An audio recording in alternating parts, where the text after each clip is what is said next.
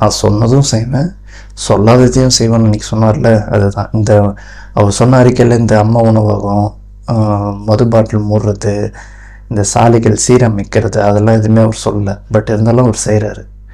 ஏன்னா என் ஆட்சியில் எல்லாமே பர்ஃபெக்டாக இருக்கணும், மருத்துவமனை க்ளீனாக இருக்கணும். இப்போ எல்லாமே அப்படி தான் போயிட்டுருக்கு. இன்னும் ஒரு வருஷத்தில் இந்த சிட்டி தமிழ்நாடு எப்படி இருக்குன்றதை நீங்கள் பார்ப்பீங்க. ஒரு பக்கம் ஐயோ அம்மான்னு கதறாங்க, அவங்க கதறட்டும், சோஷியல் மீடியாவில் கையில் எடுத்துக்கிறாங்களாம்மா. சரி எடுத்து நீங்கள் என்னென்னா பண்ணிங்க. ஒரு பக்கம் விஜய்னா அவங்க உண்டு வேலை உண்டுன்னு பார்த்து போயிட்டே இருக்காரு. எல்லாருமே 10 மணிக்குள்ளே ஆஃபீஸில் இருக்கணும், யாரும் இந்த லேட் டைமில் வரக்கூடாதுன்னெலாம் ஸ்ட்ரிக்டாக ரூல் போட்டிருக்காரு. டான் வேலை நடக்கணும், எந்த ஒரு டிலேவும் ஆகக்கூடாது, யாரையும் வெயிட் பண்ண வைக்கக்கூடாது.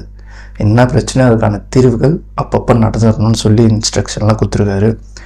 நான் இப்போ விஜய் மேலே நம்ம விஜய்ன்றதை விட சிஎம், நம்ம பண்ண சிஎம் அவர்களை விட பயம் வந்துடுச்சு, எல்லாருக்குமே பயம் வந்துடுச்சு. இப்போ யாருன்னா என்ன பண்ணால் கூட இவர் ஆட்சி இது, நம்ம அது மாதிரி பண்ணக்கூடாதுன்ற ஒரு பயம் வருது. இந்த பயம் தொடர்ந்துகிட்டே தான் இருக்கும். ஸோ போன ஆட்சி மாதிரி இந்த ஆட்சி கிடையாது. இது ஒரு மக்களுக்கான ஆட்சி. பார்க்குறவங்களுக்கு வயிறு எரிய தான் செய்யும், அதை நம்ம எதுவும் பண்ண முடியாது. இதுக்கே எப்படின்னா இன்னும் இருக்குது 5 வருஷங்குது. ஓகே, அதுக்குள்ளே அவர் எப்படி மாற்றுறாருன்னு பாருங்கள். அப்புறம் வேறு இந்த 6 மாதத்தில் ஆட்சி மாறிடும், 2 வருஷத்தில் ஆட்சி மாறிடும், அவரால் தாக்கு கொடுக்க முடியாது, நம்ம தான் வரும்ன்றது ஒரு மிதப்பு இருக்கு இல்லையா, அதில் ஒன்றும் செல்படுக்காது. 5 வருஷமாக அவர் தான், அதுக்கு 31 அவர் தான், கண்டினியூவாக வர 5 வருஷமாக அவர் தான். ஓகே, அதனால் நீங்கள் என்ன ஜிக்ஜாக் வேலை பண்ணாலும் ஒரு செல்ஃப் எடுக்காது. இன்னும் கொஞ்ச நாள் தான், அப்புறம் வெள்ளை அறிக்கை வந்துச்சுன்னா மொத்தமாக முடிச்சு விட்ருவாங்க. அது வரைக்கும் ஆடிட்டு இருங்க. ஸோ இன்றைக்கி அதுதான் விஷயம் நடந்துகிட்ருக்கு.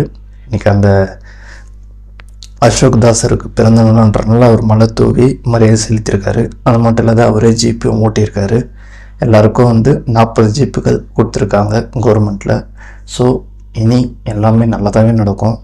விஜய் நம்மளை என்ன தான் கிரிட்டிசைஸ் பண்ணணும், அவருக்கு பண்ண தெரியல, அவர் தாக்கு பிடிக்க முடியாதுன்னு சொன்னாலும் அவரை பற்றி யாருக்கும் தெரிய மாட்டேங்குது. அவர் என்ன சைலண்ட்டாக இருந்து எல்லாத்தையும் முடிச்சுட்டு போயிடுவார். அது ஒன்றுமா அவங்களுக்கு புரிய மாட்டேங்குது. சரி பார்க்கலாம், என்ன தான் பண்ணுறாங்கன்னு பார்க்கலாம். இனியும் வரப்போகிற நாட்கள்லாம் சஸ்பென்ஸாக இருக்க போகுது. ஏன்னா எப்போது சட்டமன்றம் வரும்னு எல்லாருமே அவலாக இருக்கும். ஏன்னா வெள்ளை அறிக்கையில் வச்சு தான் செய்வாங்க. ஸோ அதனால் வெயிட் பண்ணி பார்க்கலாம்.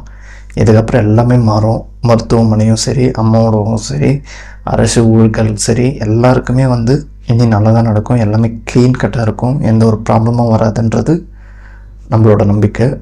அது இப்போயும் அது இப்படி தான் நடந்துகிட்ருக்கு. சரி, அப்படியே மேலும் மேலும் தொடரணும். கான்ஃபிடெண்ட்டாக இருங்க, நல்லதே நடக்கும், வெற்றி நிச்சயம்.